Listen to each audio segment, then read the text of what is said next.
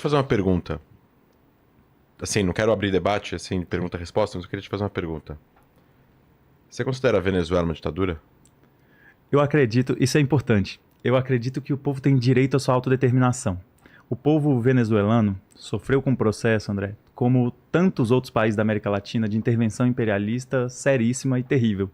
A história do povo venezuelano começa a mudar em 1998, quando é eleito Hugo Chávez, e naquele mesmo contexto começa uma onda progressista na América Latina, que é enfrentada pelos Estados Unidos com golpes, com sabotagem, com sanções, não só contra a Venezuela, mas contra Cuba, contra o Brasil, que sofreu um golpe em 2016, já tinha sofrido um em 1964, contra Equador, contra Bolívia, contra El Salvador, contra Honduras, contra o Paraguai, contra o Uruguai e a Argentina. Então a gente está falando de um continente que vive há 200 anos sobre a doutrina Monroe e que busca se libertar.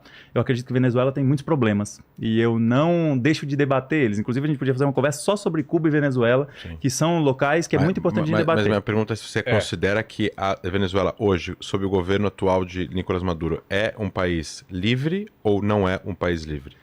Tem imprensa livre ou não tem imprensa livre? Eu acredito, como Cuba, que é um país que está nesse momento enfrentando o imperialismo sob uma sanção terrível, sob o ataque e sabotagem dos Estados Unidos incessante.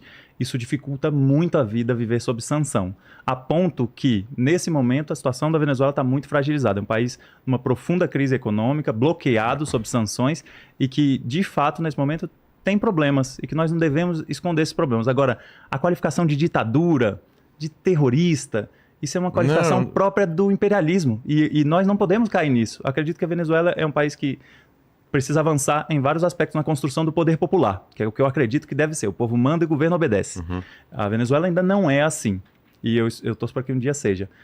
E Cuba? Em Cuba também ainda não é assim. Cuba é um processo também que vive sob bloqueio desde 1959. Porque os Estados Unidos é assim, e Israel replica essa lógica. Se você não concorda com a sua ideologia, você é massacrado, você é atacado todo dia, ideologicamente, mas também fisicamente e também com bloqueios. Você considera a Arábia Saudita uma ditadura? Sim, considero. E a China? Não considero. Agora eu considero... E a Rússia? Também não considero. Eu considero a Rússia um país com profundos problemas, eu considero o Putin uma pessoa de extrema direita, expansionista. Você considera a França uma democracia? Também não. A democracia... Sabe por quê, Entendi. André? A democracia liberal... Não, você respondeu. Tá tudo bem. Vamos lá, então... Não, termina. Existe uma ideia de que a democracia liberal, ela é a grande solução. Só que a democracia liberal foi capturada pelo poder econômico. Quem vence as eleições é quem tem mais dinheiro. É uma coisa impressionante da gente ver. De fato, o povo não está no poder. Então, a democracia que eu acredito é onde o povo manda e o governo obedece. Eu, de fato, gostaria de a gente ver isso acontecer no Brasil e em todos os lugares do mundo. Eu acredito. Nós estamos ainda muito longe. Tem alguns países que buscam avançar e o imperialismo é implacável para tentar impedir. A França, o Macron, por exemplo, que aprova numa canetada uma reforma da Previdência que 75% da população era contra, ele é uma pessoa antidemocrática, é evidente.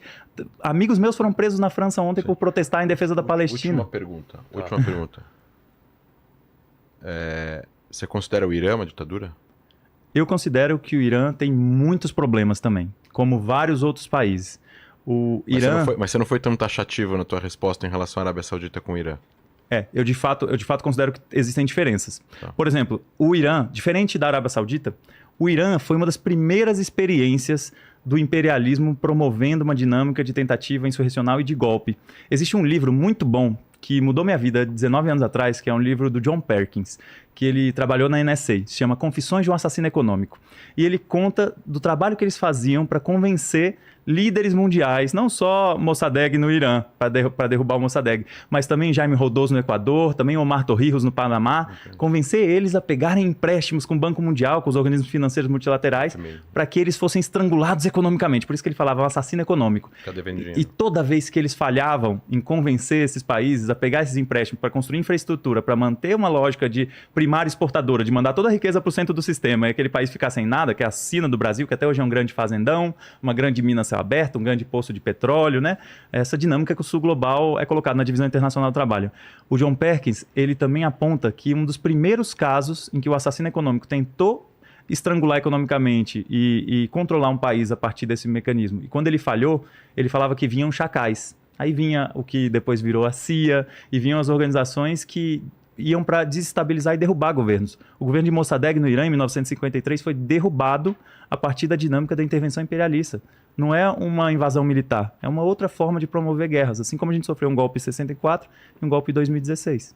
Mas não quer dizer que em 79 foi uma liberdade do Irã.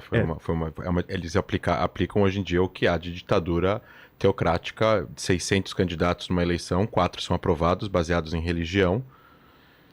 Perseguem as mulheres não têm direito nenhum, os gays não têm direito nenhum, as minorias políticas não têm direito nenhum, tem um monte de jornalista preso, matam mulheres nas ruas porque eles estão sem o véu. Isso não é muito democrático, mesmo que talvez os motivos legítimos que você está citando na década de 50. Tem esse ponto, André, eu acredito que é relevante, porque a gente precisa separar o que é uma construção ideológica, o que não é um fato histórico, mas existem problemas graves, né?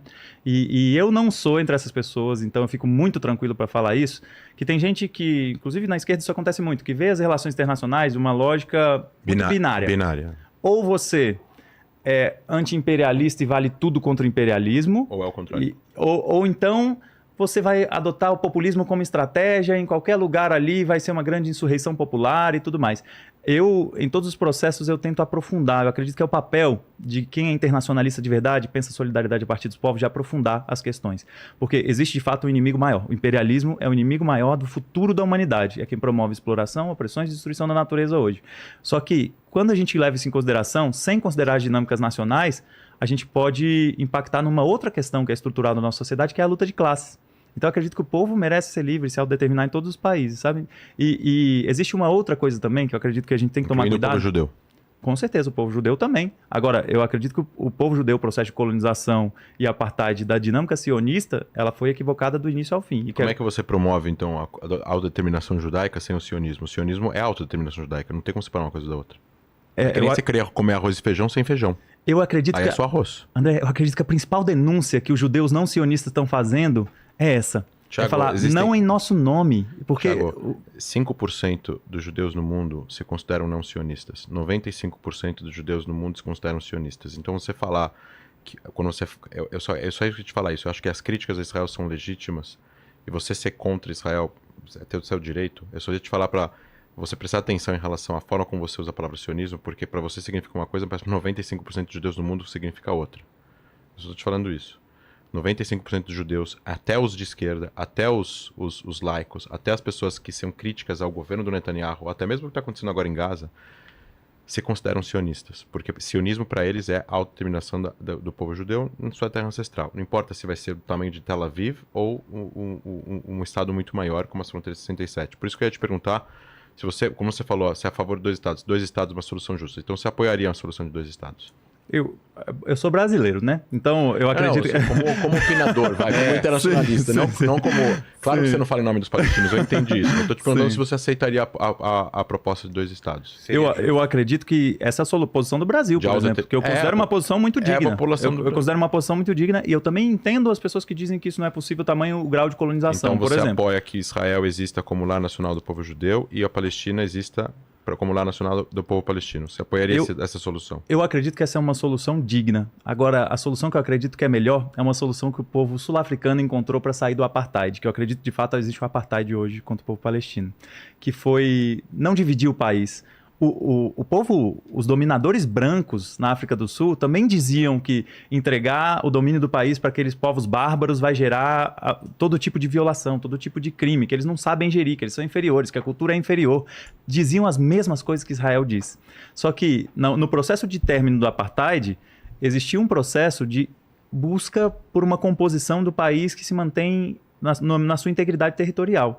Eu acredito de fato que uma solução de um Estado plurinacional, onde voltasse a coexistir pacificamente, seria um caminho melhor. Só que isso não pode vir numa dinâmica colonial. Então requer um processo de descolonização, que passa pelo fim do genocídio, que está acontecendo há 11 dias, que passa pelo fim da ocupação militar, que acontece desde 1967, e passa pela desconstrução de uma ideologia racista e colonial, que vem sendo construída ao longo de um século.